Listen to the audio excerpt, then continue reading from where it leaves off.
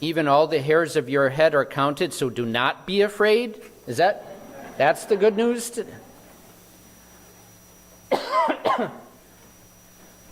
Finally, we are back in ordinary time. Ordinary time actually started 3 weeks ago with the conclusion of Pentecost. 3 Sundays ago, we celebrated Pentecost, and at the conclusion of those masses, we began again ordinary time. But 2 weeks ago, we celebrated the Mass for the Most Holy Trinity, so the liturgical color was white. It was still ordinary time, but the color in church was white. Last week was the Most Holy Body and Blood of Christ. Again, ordinary time, but the liturgical color is white. Today, finally, we're back full on ordinary time. Liturgical color is green. It's going to be green until the end of November. And even the color of the print on the bulletin is green. So we're back in ordinary time. I'm going to tell you everything you need to know about ordinary time, the liturgical season in the church. Right? I don't have to explain Advent and Lent. Right? Those are preparatory times, penance, sacrifice. We're preparing ourselves to celebrate Christmas and Easter. And Christmas and Easter are celebratory, they're joyful. I don't have to explain all of that, even though I guess I just did. So what is ordinary time? This is everything you need to know about ordinary time. Picture a burning building and there's a baby inside. What do? I want to believe that all of us would set aside our own fears and run into the building and save the baby. I'm willing to believe that all of us, we'd drop everything and go in and save the baby. It's an emergency situation, and so we set our fears aside, and our own personal safety, and go in to the burning building and save the baby. Ordinary time is not like that. Ordinary time is going into the building even though it's not on fire and there's no baby. Yet, all of us would jump into action when it's needed.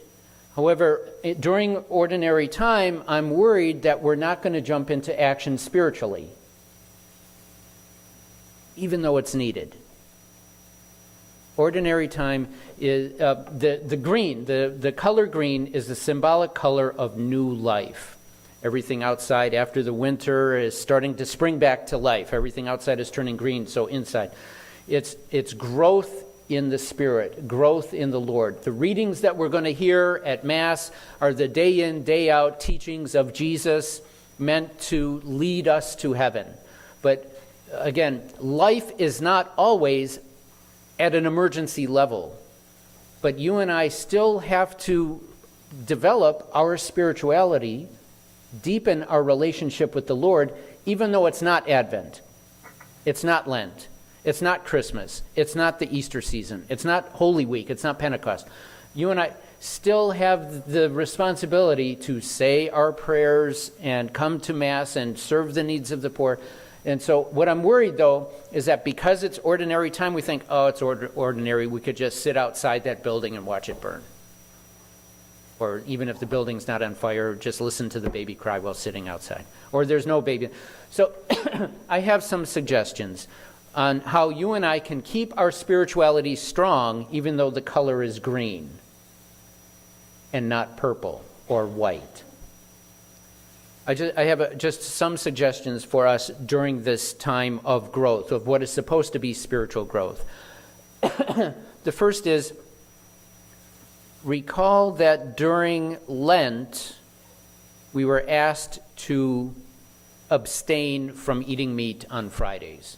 It used to be the church taught that every Friday during the year we abstain from eating meat. That's a sacrifice. That's the hunger that you and I feel in our bellies is supposed to reflect the hunger that you and I feel in our souls for God.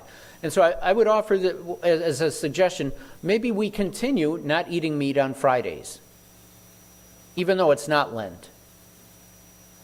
Recall what you might have given up. What was the spiritual exercises you and I did during Lent in preparation for Easter? It was giving up something as a sacrifice to unite our sacrifice with the sacrifice of Jesus on the cross.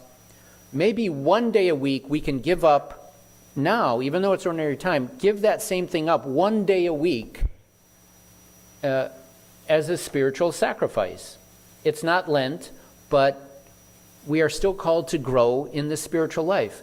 Whatever it is we gave up. Now, unless you gave up something really sinful, which I hope you did you said, okay, I'm only going to give it up once a week, then the rest of the week I can go back to sinning. No, that's not what Father Mark is teaching, is saying.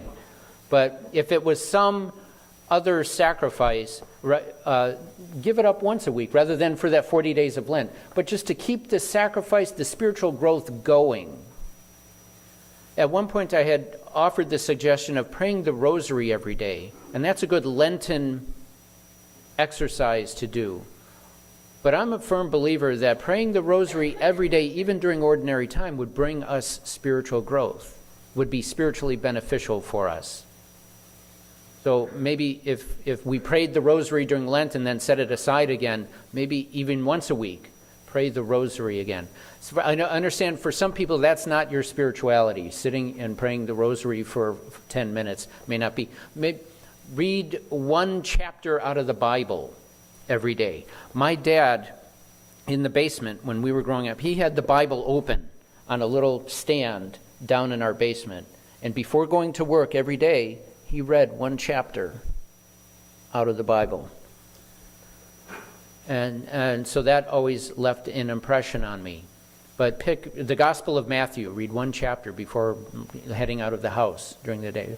So these are just some suggestions. Maybe you have your own spirituality. You have a prayer book that you like using. But what I'm saying is, yes, even though it's ordinary time, that doesn't mean we stop growing. Just the opposite. The color green is meant to remind us that we are to keep growing in the spiritual life.